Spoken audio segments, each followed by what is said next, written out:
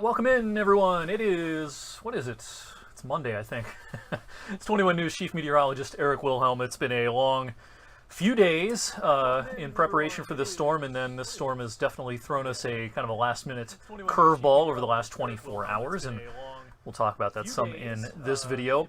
It wasn't that long ago that we thought this would be a pretty sizable snow event, but because the whole thing shifted about 75 miles west, we're into a warm nose aloft, which is changing us over from snow to mixed precipitation, and the axis of heaviest snow has been shoved into central Ohio, northwest Ohio, and up towards the Detroit area as well.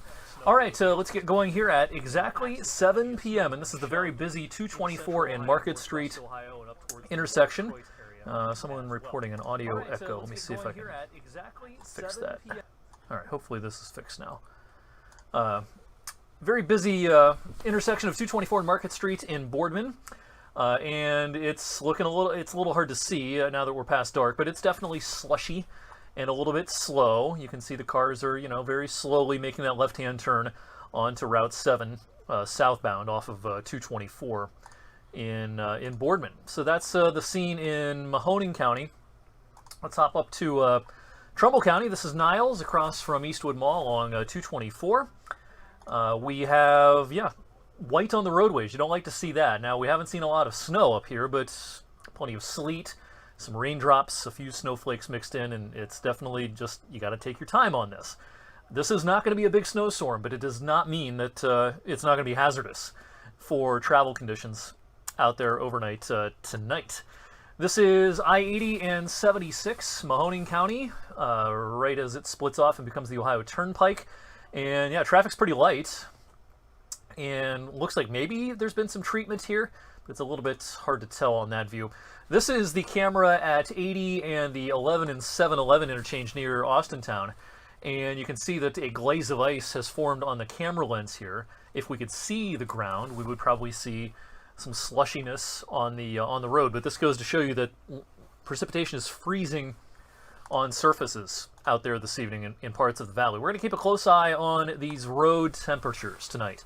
Now, these are major roads. These are from ODOT, and we've got a couple of bad readings here that you can just kind of ignore. For example, that one and that one.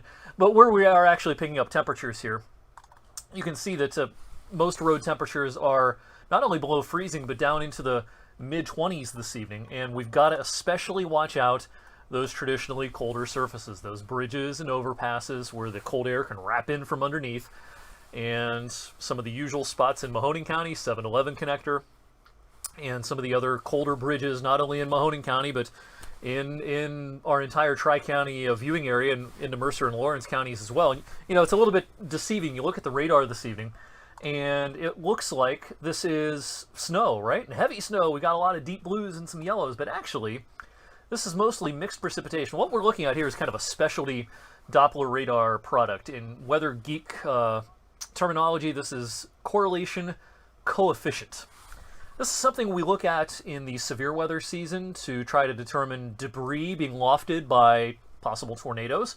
But in the winter weather season, this product helps us to determine the type of precipitation that's falling.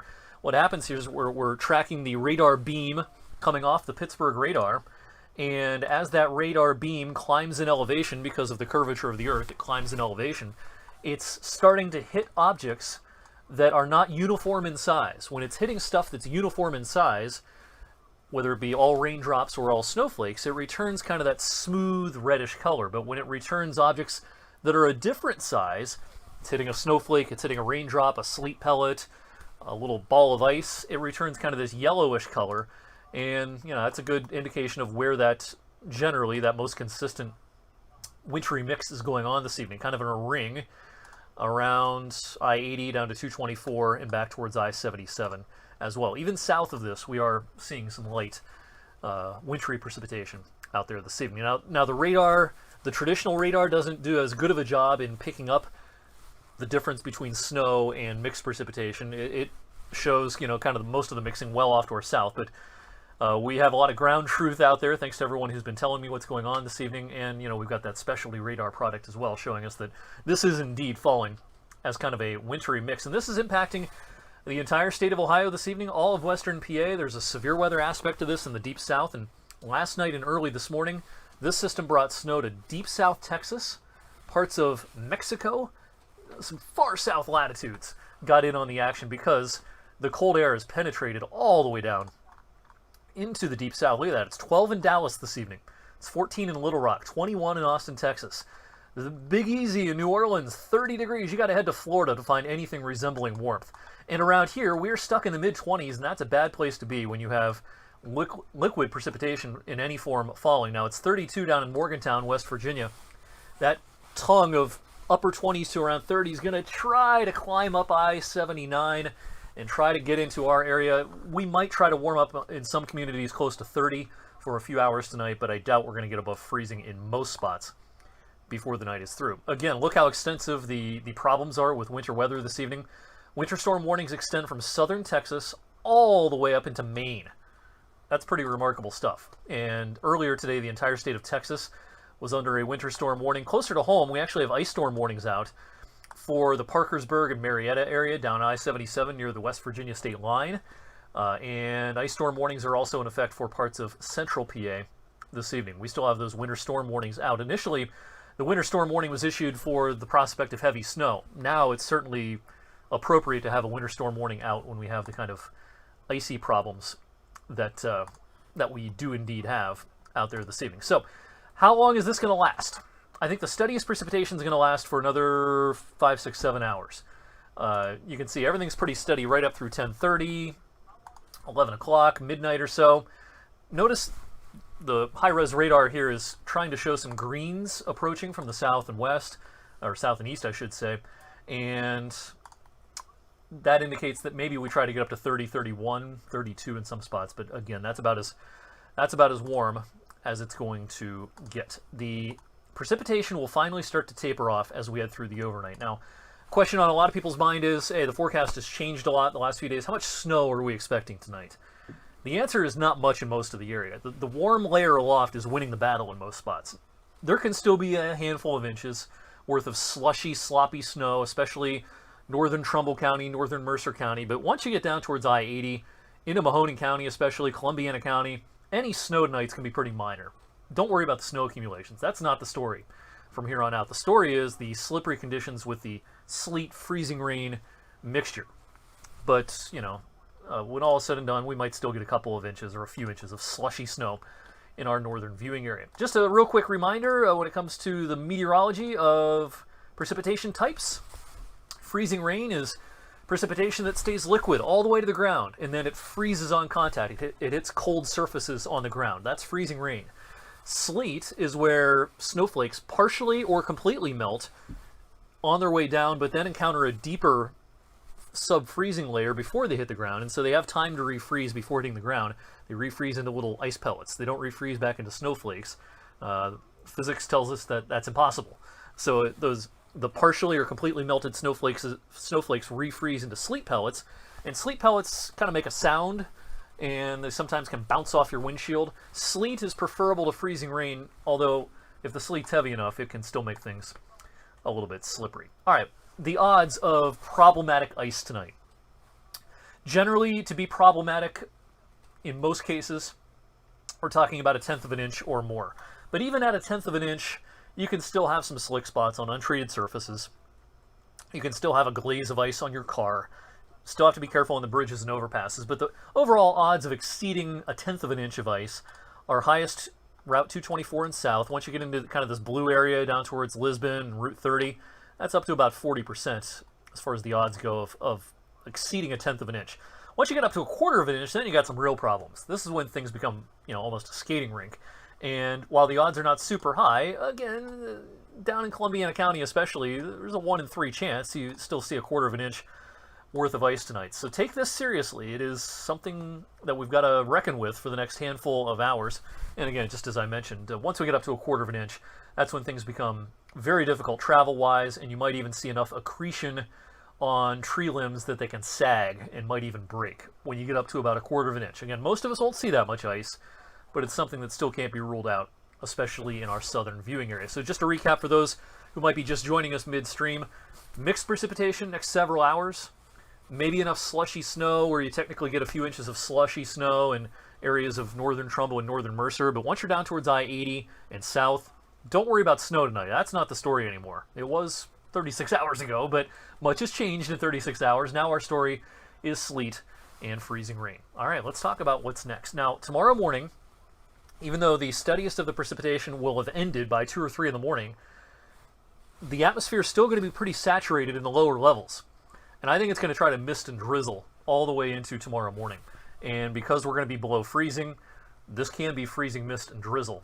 Be careful out there tomorrow morning. Any precipitation is probably going to be pretty light, but it can still make things awfully slick first thing in the morning. As we get into the afternoon and the cold air layer above our heads deepens, I think the chance of drizzle shuts off, and this becomes more of a flurry and snow shower regime during the second half of the day, and maybe even enough flurries and snow showers to give us half an inch, 3/4 of an inch of worth of fresh snow tomorrow afternoon. Watch for some slick spots.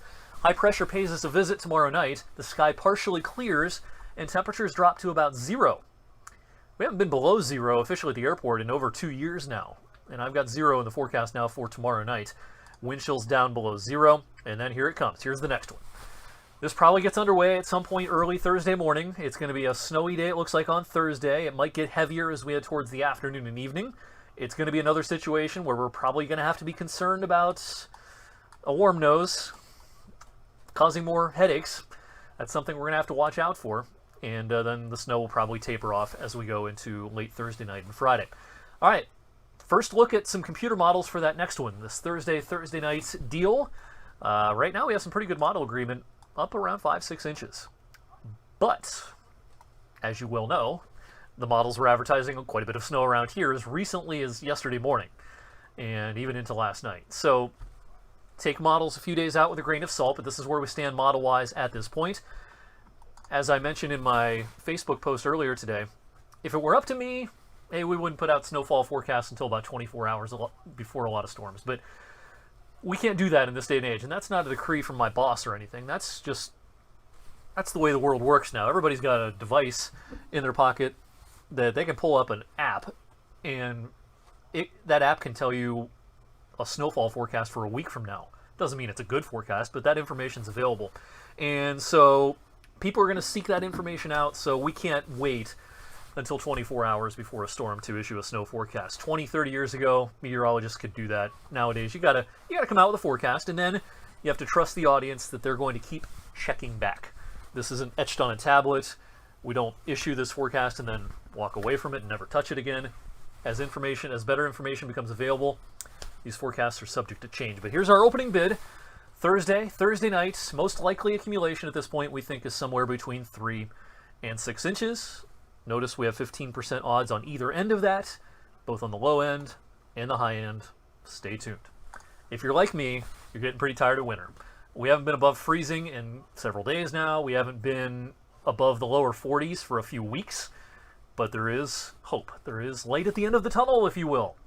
The pattern is going to change, and this is a pattern that will favor temperatures getting above freezing, above average. It's going to take until next week. This is the 8 to 14 day outlook, so basically this starts early next week and takes us kind of in the home stretch of February, if you will.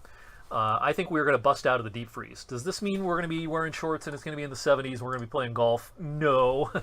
But it does mean that the pattern's going to change, and we're going to see an end to this very consistent below freezing pattern with a lot of wintry weather chances.